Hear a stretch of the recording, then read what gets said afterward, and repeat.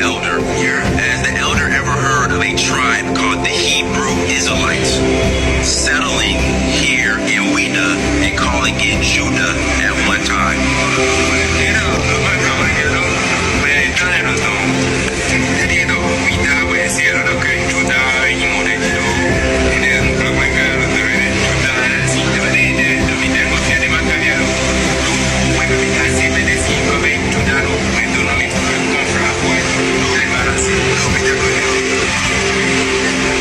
They are surprised that they have never heard that name.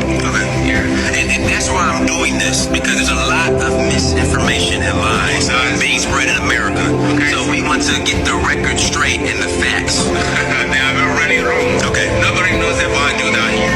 Okay. When you go in religion like Christianity, you may hear of those neighbors. In our tradition, there's no name, no king, nobody has been Judah here. Okay. Yeah. In our tradition, there's no name, no king, nobody has been Judah here. Okay. Yeah. All right, Shalom. Call Halayim Yahweh, Bahasham, Yahweh Shai, Bahasham, Rahak Wadash. Double honors to the apostles and elders of Great Millstone, better known as GMS, who rule well. Giving peace and salutations unto the hopeful elect, the tabernacle of David. Beginning with the 144,000 and the rest of the men, women, and children out of the 12 tribes of Israel only, whom Yahweh Ba'ashem Yahweh Shah will have mercy upon. Salakia, and this is your brother Matazabath doing a quick response to this video that I found that's been circling around my For You page and other brothers' For You page. And there seems to be a lot of, especially on the app TikTok, you have a lot of Jake that is pushing back against hardcore evidence of the so-called blacks, Hispanics, all right, and Native Americans being the Israelites, particularly the tribe of Judah, all right, or I should also say the southern kingdom, which consists of Judah, Benjamin, and Levi, which today make up you so-called Negroes, you so-called West Indies or Jamaicans, and you so-called Haitians, all right. Now, it's interesting, all right, because the individual in this video I've actually dealt with close to about a year ago, and he's on that Egyptology African bullshit, all right. Black conscious, want to wake up and be all spiritual and worshiping a plethora of gods, all right, that goes back to ancient Egypt, as you can see in this little profile picture there, picture of him and next to the pyramid, whatever the case may be. But nevertheless, not to digress, yeah, there's so many information regarding west coast of Africa being Benin or Benin, however you want to pronounce it, dealing with the slave port, all right, or the slave coast right off the coastline of Benin, where the last, so-called Negroes were taken from that port and brought over to the United States of America during that time around the 1800s. So what I wanted to do to get some more edification to you, Sincere Akim and Akwath, we're going to go into secular history, and we're going to show you that, what this brother tried to do by going to an elder in the village. At this point, we don't know.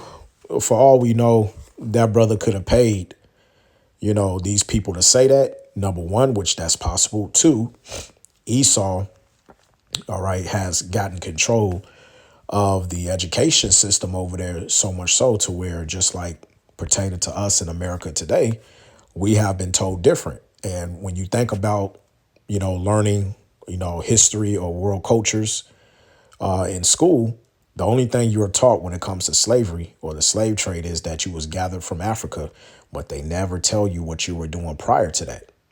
Because if you found out the information, you actually find out who your true heritage is, right?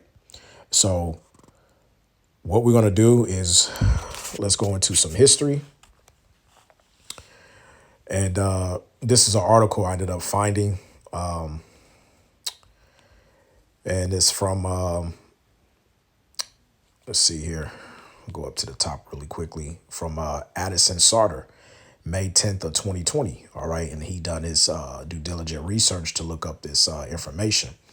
So I thought that this would bring some edification to what, the topic that we are tackling, dealing with West Coast of Africa and it being called the Kingdom of Judah. Now, before I read this article, one thing I want to point out is if you have a look at the map here, you will see that at the top, in the middle, it says Kingdom of Judah or Wida, Slave Coast. Okay. Which is what they were alluding to in the video, saying that that doesn't mean Kingdom of Judah. So I'm going to start at the top of this article, and it reads, it says, for so-called black people were colonized by Europeans, we were known as members of the tribe of Judah, or Yahawada, as it's pronounced in the Paleo-Hebrew. One of the largest slave ports in West Africa, where many of our ancestors were stolen from, was labeled the Kingdom of Judah. Below is a 1747 map of Africa, created by an English cartographer named Edward Bowen. All right, 1693 or 1694 to 1767. This map shows specifically where the ancestors of many African Americans come from. Now, the one thing a lot of people, especially Jake in particular, when you bring out information such as a map, you will have to ask yourself, why would Esau tell on himself by labeling that particular region in West Africa the Kingdom of Judah? All right. It's because, one, they knew who we were as a people. And I'm speaking of you so-called Negroes, the Southern Kingdom, because that's what we're dealing with. All right. Also, you Haitians and you so-called West Indies. All right. Now, there's no coincidence for Emmanuel Bowen, who was a cartographer, when he drew this map of 1747. All right. He wouldn't just put Kingdom of Judah without knowing what sort of national tribe was actually dwelling within that part of the region. OK, now going on, it says the Kingdom of Judah was in what is now called Benin. And according to Washington Post, it was once West Africa's largest slave port. It says in the 1870s, a French public research university called the University of Montpellier, if I mispronounced, put out a book below on geography, which is called Society Geography Bulletin.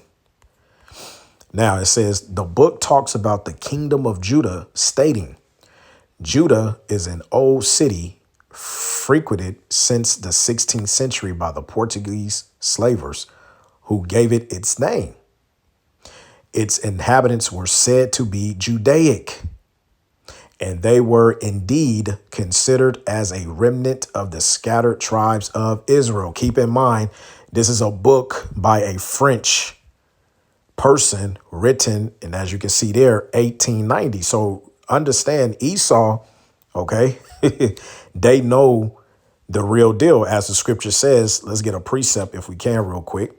Thou art wiser than Daniel. Okay, let's get that in Ezekiel, the 28th chapter.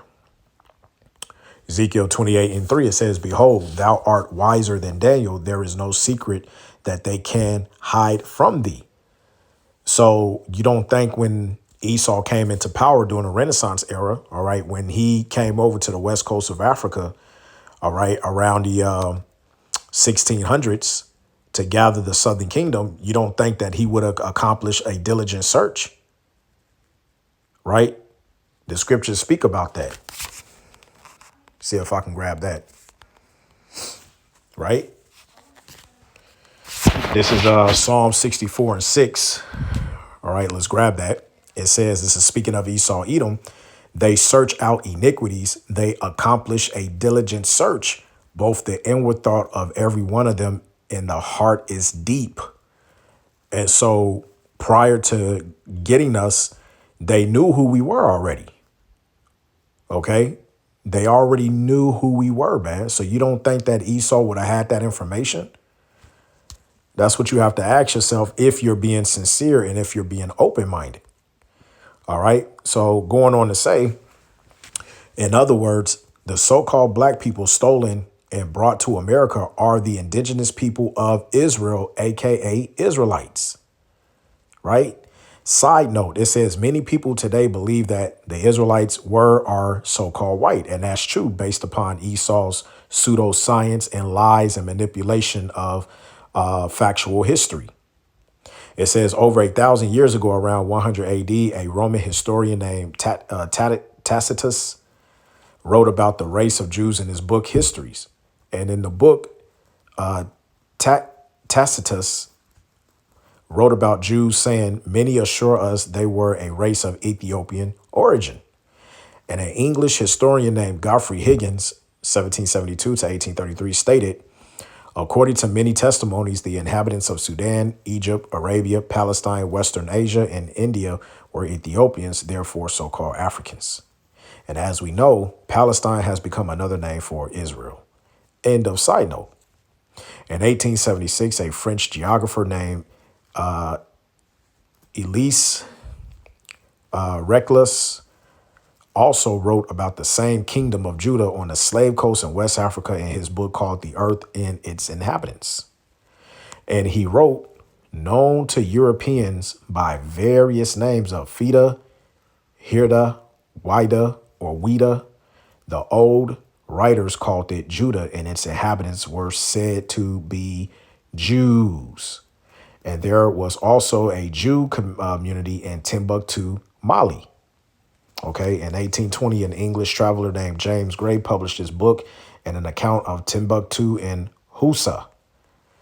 Now, this is what he stated in his book. This is a third reference. This place is reported to be inhabited by one of the lost tribes of Israel, possibly an immigration from the tribe of Judah or Yehuda, which is really should be Yahawada. It says in Africa, Arabic signifies Judah. It says Yehudi signifies Jew. It is not impossible that many of the lost tribes of Israel may be found dispersed in the interior regions of Africa. So I'll leave this link in the description box if you brothers and sisters want to, go further into that. All right. So what you have to understand is this. Let's go all the way back. Let's go and let's deal with prophecy.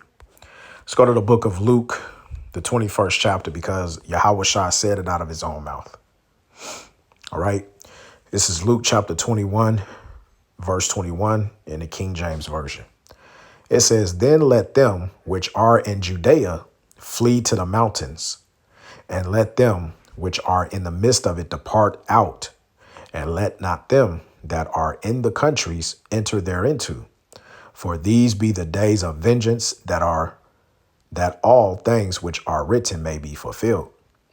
But woe unto them that are with child, and to them that give suck in those days, for there shall be great distress in the land and wrath upon this people. And they shall fall by the edge of the sword, and shall be led away captive into all nations. And Jerusalem shall be trodden down of the Gentiles until the times of the Gentiles be fulfilled.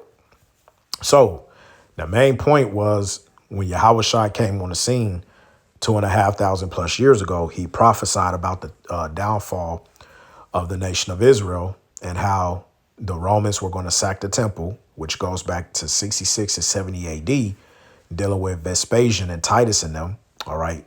When they actually sacked the temple. And so to go a little bit deeper, this right here in my lessons videos folder.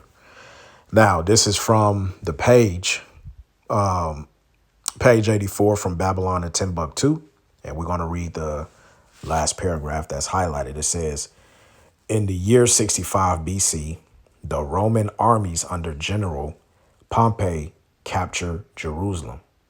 At 70 AD, General Vespasian and his son Titus put an end to the Jewish state with great slaughter. And during the period of the military governors of Palestine, many outrages and atrocities were committed against the residue of the people. And during the period from Pompey to Julius, It has been estimated that over 1 million Jews fled into Africa, fleeing from the Roman persecution and slavery. And the slave markets were full of so-called black. Now they have their Jewish slaves, but it should be so-called black Israelites. All right. So this secular history matches up with prophecy pertaining to Luke, the 21st chapter. Right. So now going back to the scriptures, let's go to Joel. All right. The 3rd chapter. And I'm going to start from the top. It says, "For behold, in those days and in that time, when I shall bring again the captivity of Judah and Jerusalem, both northern and southern kingdom." All right. This is speaking of a future prophecy because we know this has not happened yet. All right. Both northern and southern kingdom is still scattered across the four corners of the earth as of this day. Verse 2, it says, "I will also gather all nations and will bring them down into the valley of Jehoshaphat," or Yahweh Shaphat, which means the valley of decisions, "and will plead," which when you go into that word plead, the Hebrew word should be Shaphat, which means to judge. "With them there for my people and for my heritage Israel, whom they have scattered among the nations and parted my land." Verse 3, "And they have cast lots for my people," all right, "and have given a boy for an harlot and sold a girl for wine that they may drink." All right. So moving on, it says, verse 4, "Yea, and what have ye to do with me, O Tyre and Zidon?" Which, when you go into the history, Tyre and Zidon were considered different Hamitic tribes, which are your so-called Africans today. It says, "And all the coast of Palestine," right? Salakia. It says, "Will ye render me a recompense? And if ye recompense me swiftly and speedily, will I return your recompense upon your own head." All right. And recompense is another way of saying take vengeance, to revenge someone. Verse 5, "Because ye have taken my silver and my gold and have carried into your temples my goodly pleasant things."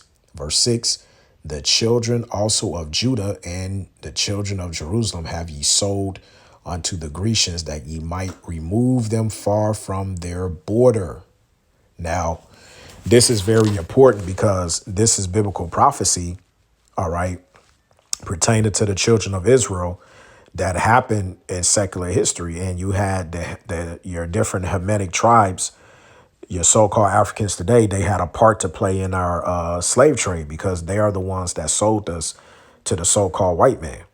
But what Esau will tell you is Africans sold Africans into slavery, which is a goddamn lie. Africans didn't sell Africans into slavery. Those Africans sold us Israelites into slavery. You see? So who are these Grecians? Let's go to the book of Amos, chapter 1 and verse 9. It says, "Thus saith the Lord, for 3 transgressions of Tyrus, and for 4, I will not turn away the punishment thereof, because they delivered up the whole captivity to Edom, and remember not the brotherly covenant." Let's read it in the NLT. It says, "This is what Yahweh says. The people of Tyre have sinned again and again, and I will not let them go unpunished. They broke their treaty of brotherhood with Israel, selling whole villages as slaves to Edom." And that happened during the transatlantic slave trade. So when you understand, all right, let me get my other tab here. All right. Now, this is Wikipedia, the slave coast of West Africa, right? Now, when you go into the history of this, it says the slave coast is a historical name formerly used for that part of coastal West Africa along the bight of Biafra and the bight of Benin that is located between the Volta River and the Lagos Lagoon. It says the name is derived from the region's history as a major source of African people, which, Salakia, they wasn't African, they were Israelites, sold into slavery during the Atlantic slave trade from the early 16th century to the late 19th century. All right. And so they show you here, which used to be called the Negro Land or Negro Land map, all right, of that, western part of Africa. Down to here, if you can see, that says Benin right there in the middle. All right. And then when you go over around this area, you have down here, Slave Coast, Bight of Benin. Right. So when you look up, let's go here, see if I can go out. Right. Let's play this little clip that I have here. This beach in Benin may look like the perfect holiday destination, but Ouida has a sinister history. In the 17th and 18th century, it was a slave trading port from where more than 1 million men, women and children left Africa for their often fatal voyage across the Atlantic. Benin's government wants to restore much of the area, including historic monuments. It's part of a $1 billion development project aimed at promoting tourism and confronting its role in the slave trade. Further inland, stone carvings of captured villagers forced into slavery and onto ships by rival tribal chiefs.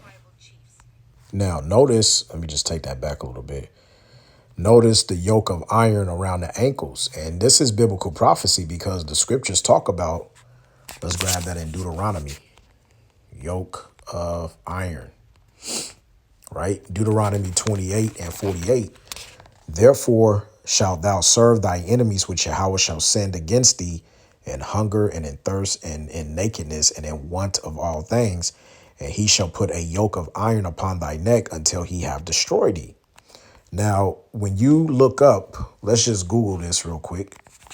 When you look up yoke of iron, let's see what people comes up. Right? Oh, look at that. The first precept, which we just read, Deuteronomy 28 and 48. And this is Google. Now, if I was to go to images, let's see something. Oh, wow. What do we have there? There's Toby.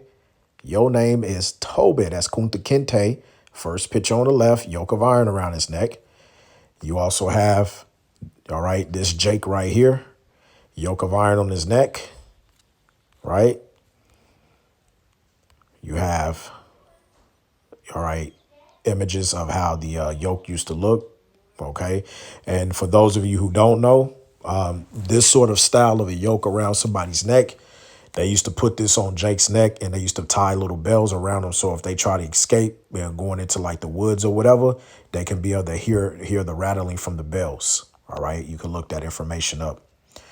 All right. There's another good one. Yokes of iron upon thy neck.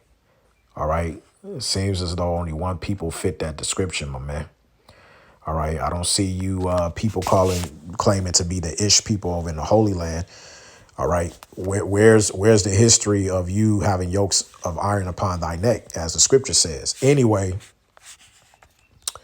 All right. Simple research. OK, it tell you who the people are. All right. Here's another one. OK, because remember, the scripture says you have sold Judah and Jerusalem into slavery. Jerusalem represents the northern kingdom, which proves that the so-called native Indians, the Latinos, are our brethren. They are a part of the lost 10 tribes that the Bible speaks of. All right. So you can't make this up, man. OK, the truth is out there, man. OK, just wanted to point that out. Let's get back to the video. Carvings of captured villagers forced into slavery and onto ships by rival tribal chiefs. This tour guide says it's vital to acknowledge the past. Ouida is the most marked city in the history of slavery. That's why, beyond the movements claiming the cause of black people, we want the site. Now, notice the pop-up on the right side of the screen. It says, although Ouida is the spelling of the town's current name, it occurs in European sources between the 17th and the 19th centuries in various other forms. In English, Ouida, in Dutch, Fida, in French, Juda, and in Portuguese, Juda. All right, law 2004 and 18. It says by 1771, colonial cartographers have renamed Juda the Slave Coast when it became the primary slave port in West Africa, stretching several hundred miles from the Bight of Benin to Gabon in West Central Africa.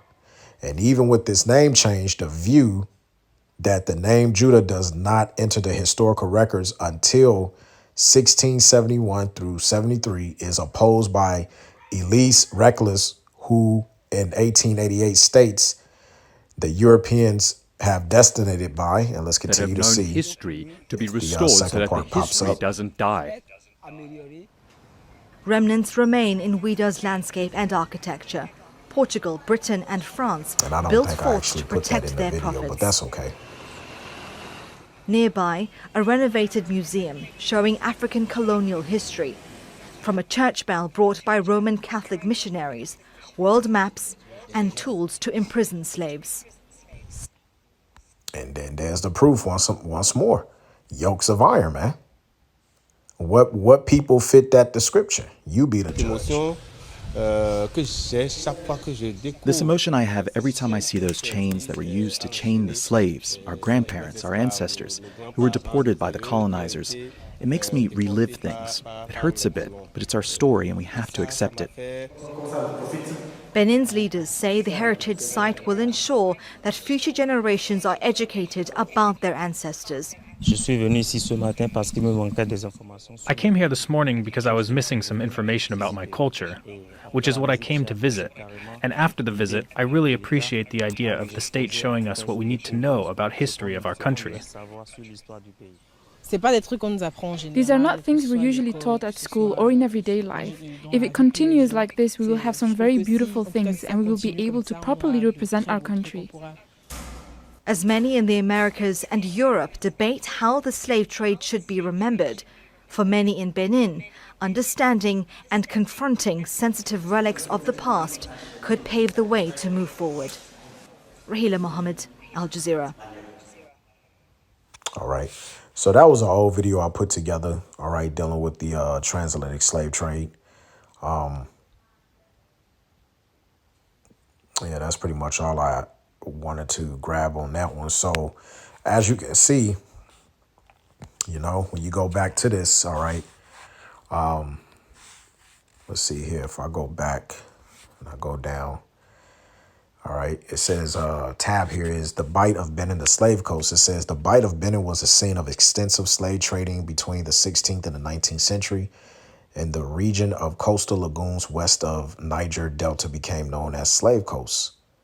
By the 1830s, trade in palm oil became the main economic activity, and it has maintained its importance. All right, so there you go. Let's look at this one. Was Benin involved in slavery? It says in the early modern era, Benin was also heavily involved in West African slave trade. All right, and you know you can go deeper into this, but I'm just hitting the points. Right now, if we go to YouTube really quickly, just to show you brothers and sisters something, right? And let's look up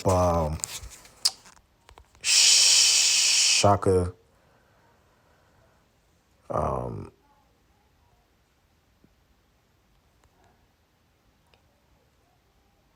I don't know if I'm spelling this right, so please forgive me. Actually, let me just put in Shaka movie scene. These are the Jews from West Africa. Because Hollywood, they even told, here we go, Shaka Zulu, the wandering Jews. Check this out. It's only by the grace of God that any of these people will reach their as yet unknown destinations alive. Or maybe it's his will that they don't. So, Lieutenant, why are you venturing into those forsaken regions? What do you know about a man named Shaka? Does that answer your question, Lieutenant? The Masani tribe, Umulos, Lubis, Unus, the Ungwanis, countless others, the banished of Southeast Africa, fleeing Shaka's spears, going straight into the arms of the white slave traders and the British troops on the borders of the Cape Colony. In a way, Lieutenant, they are the ultimate victims of recent history. If you'll favour my comparison, they are the wandering Jews of Africa. Fleeing the Pharaoh Shaka, they are the wandering Jews of Africa. Fleeing the Pharaoh Shaka, they are the wandering Jews of Africa. Fleeing the Pharaoh Shaka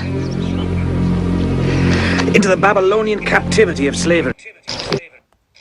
Did you hear what he said? Now, this is from the movie 1986, Shaka Zulu. Once again, remember going to the start of the lesson, I stated that Esau, he creates a diligent search. Let's go back to that. Okay. Psalm 64 and 8. It says, or Salakia, Psalm 68, not 64. Salakia, please forgive me. All right, Psalm 68. And let's get, I got to type it in again. Diligent search. I might have had it right. Psalm 64. Okay, I did have it right. Salakia, once again. Please forgive me. Psalm 64 and 6. It says, they search out iniquities. They accomplish a diligent search. Both the inward thought of every one of them and the heart is deep. So you have to understand, Esau, he knows everything, man. He's got these archaeologists out there digging up sites and everything, collecting relics and artifacts. So they know who we are as a people, man. All right, as we brought out in Ezekiel, the 28th chapter, all right, thou art wiser than Daniel. So you don't think that they would know who we are? How could they put that sort of information in a Hollywood movie? Because they know that it will just go right over Jake's head, man. And this is why the Bible